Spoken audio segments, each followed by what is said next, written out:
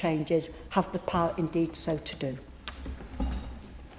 My Lords, it's a pleasure to follow the Noble Lady Baroness Morris of Yardley and to join others in thanking the Noble Lady Baroness Armstrong of Hilltop for this report and to share both the reflections that it is a grave pity that there isn't the capacity for people to participate remotely, particularly given that there is a list here, so it would be very easy logistically to facilitate, not the potential difficulties when there isn't a list of speakers. And also to reflect on the comments about how long it's taken us to get a debate on this. And I think there's sort of a question. The report came at a point of absolute crisis, as others have said, in emergency services, but I don't think there is any real evidence that the crisis has in any way abated. But what I wanted to do, which wasn't originally what I started out planning to speak about in this debate, is to raise an issue about emergency care from a different perspective. And it might at first be a surprising perspective. That is the environmental impact of emergency care. Now, the context of this is yesterday my office launched a report, a policy briefing on eco-directed and sustainable prescribing of pharmaceuticals in the United Kingdom. That was written by my interns Jules Alexandre and Emily Stevenson, working with Paul Longeron-Fady, and I acknowledge the financial support from the British Society for Antimicrobial Chemotherapy in that work. Now, I must admit that when I've been thinking about the report, thinking about that issue of the environmental impact of pharmaceuticals and medical devices, I've mostly thought about chronic conditions, I've mostly thought about treatment in the community, a great deal of discussion about the alternatives of using social prescribing, green prescribing, issues that don't apply to emergency care.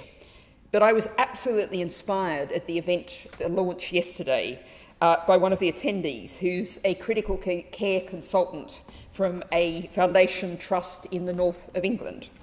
And what that consultant said was, each day I consider the environmental impact of the treatments that I give my patients in the ICU. And the doctor set out what that meant. That meant 3 steps, 3 principles. Choosing the most environmentally friendly route for medical care. So that means acknowledging that the intravenous route of the administration of drugs requires more plastic packaging. Secondly, the consultant said minimising the amount of PPE used by only opening the PPE that's actually needed. And thirdly, demedicalising by trying to shorten the length of hospital stay where possible, which means less PPE and generally less consumption of resources in the hospital. These environmental considerations, the consultant told us, are included in the doctor's notes and discussed by the healthcare team during the patient handover. Now, what that's addressing is something that I think we're just starting to try and get some attention, some focus on. The fact is that in England, 4% of our total greenhouse gas emissions come from the healthcare sector. There's the impact of plastics, which is being increasingly acknowledged, and, of course, the pharmaceuticals going out into the water supply. And I want to point to, again, another inspiring speaker yesterday, Dr. Sharon Fleming from the One Health Breakthrough Partnership in Scotland, which is a partnership of the NHS Highlands, the University of Highlands and Islands, the Environmental Research Institute and the University of Nottingham, which has a £100,000 UKRI Medical Research Council grant. And it really picks up the point that the Noble Lady Baroness Morris was making about joining up all of the issues together, all of the both healthcare and not immediately related to healthcare bodies that collectively make up part of our healthcare system. We can't afford to just think of, here's the NHS that does healthcare and everybody else does other things. And this is, in case of the environment, as well very much in other things. And looking at the overall aims of this One Health Breakthrough Partnership, it seeks to facilitate new knowledge sharing across organisational boundaries, raise awareness of the environmental impact of medicines, and develop novel and robust solutions to complex sustainability issues. And I think that joined up complexity systems thinking, it's really an example of what we need to do. And I was reminded of an interview I did recently on LBC when the presenter said to me, after we've been talking for some time about what you might describe as the social determinants of health and how environment determines people's health, helps to determine whether people will need the emergency care that is now so stretched. And that means, everything from mouldy, cold homes to air pollution to all of those issues. The presenter said, "Oh yeah, I realised I invited you on to talk about environmental problems, but you're talking about social problems too, and they're all interrelated." It's like, bingo! We've just had a moment of understanding.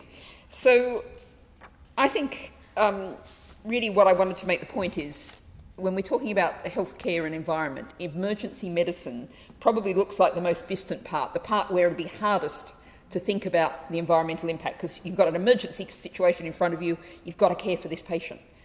But I think I've just shared with the committee a really inspiring example of where individual leadership is really showing the way of operating differently. And this is what we need to encourage and involve. And now consultants perhaps are people who often are seen, at least, to have the power to do something like that on their own ward.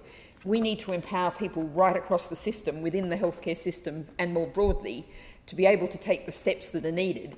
And picking up finally the point made by the Noble Lady Baroness Morris about there's so many good pilots.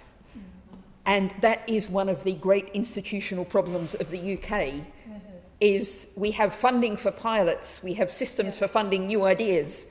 We have people who really clearly see the problem, and then maybe they can make a difference in their local trust, in their local area, but it doesn't get rolled up. And finally, to reflect on, we are the most centralised polity in Europe. Power and resources are concentrated in Westminster and concentrated in Whitehall. We need to move to a system where the power and resources are held vastly more locally to create circumstances that work for local conditions. My Lord, I think we're all